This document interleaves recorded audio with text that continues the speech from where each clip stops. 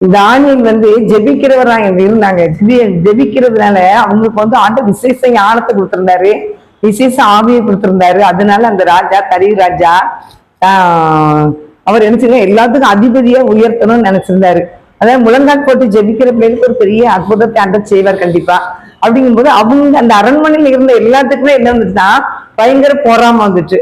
போராம வந்ததுனால அவளை எப்படியாவது அந்த உயர்வுக்கு போவிடக்கூடாதுன்னு சொல்லி என்ன வேகமா செயல்பட்டாங்க. செயல்படும் போது அவனை எல்லாத்துலயும் உண்மையா இருந்தான். ஆனா கத்திரி பிள்ளைகளாகி நம்மளும் எல்லாருடையும் உண்மையா இருக்கணும், ஆண்டு பார்வைக்கு நம்ம உண்மையா இருக்கணும். அப்படி உண்மையாக இருந்ததுனால அவனை என்ன செஞ்சாங்கன்னா குற்றம் கண்டுபிடிக்கிற ஒண்ணுமே இல்லை.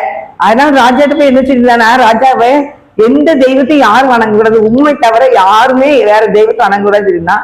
ஆனால் தானியேல் அவன் எப்பவும் ஜெபிக்கிற மாதிரி 3 வேளை ஜெபித்தான். பயங்கரமான போராட்டங்கள் மத்தியில ஜெபித்து கொண்டிருந்தான். அதை ராஜாட்ட போய் சொல்லி அந்த ராஜாவின் கட்டளைக்கு மீறி நடந்தவங்க சிங்கக்கதியில போடணும்னு சொல்லி கட்டளை வந்துருச்சு.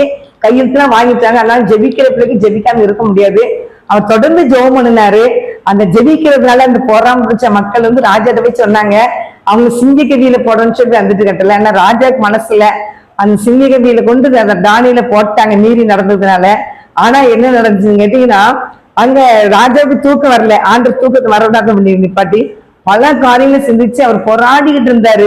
ஆனா காலையில எழுந்த உடனே அவருடைய விசுவாசம் என்னங்கடா, சிங்கக்கதிக்கு பக்கத்துல ஜீவனுள்ள தேவன் என்று ஆராதிக்கிற தானியேலே, உன் தேவனாய் கர்த்தர் உன்னை தப்புவிக்க வல்லவரா இருந்தாரா அப்படின்னு அவர் கேட்பாரு.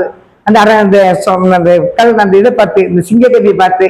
அப்ப ராஜாவே, நான் உமக்கு விரோதமா என் தேவனுக்கு விரோதமா நாங்க எதாவது குற்றம் செய்றீங்களே, ஆனா என் தேவனாய் கர்த்தர் சிங்கத்தின் மாயை கட்டி போட்டாரு தூதனை அனுப்பி, அப்படி என் தேவன் என்னை பாதுகாத்தார் அப்படிங்க. அதனால கத்திரிக்கையில உங்களுக்கும் பல உபத்திரங்கள் வரும், பல பிரச்சனைகள் வரும்.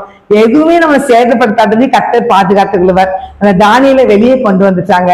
வெளியே கொண்டு தானியேல் என்ன செஞ்சாங்க, அந்த தேசத்தை உயர்த்தினாங்கன்னு எதிர்த்த பார்க்கிறோம். செபிக்கிற பிள்ளைங்களா நீங்க இருக்கலாம், ஆனாலும் உங்களுக்கு உயர்வு காத்திருக்கு. போராட்டத்தை பத்தி பயப்படாதீங்க. அந்த பல பிரச்சனைகளை பத்தி பயப்படாதீங்க. கர்த்தர் வேலை வரும்போது உங்களை உயர்த்துவார். அதனால கர்த்தருடைய தேவ பிள்ளைகள் ஜெபிக்கிறத விடாதபடி போராடி ஜெபிச்சுக்கிட்டே இருங்க. கர்த்தர் உங்களை ஆஸ்வதிப்பார். ஆமென்.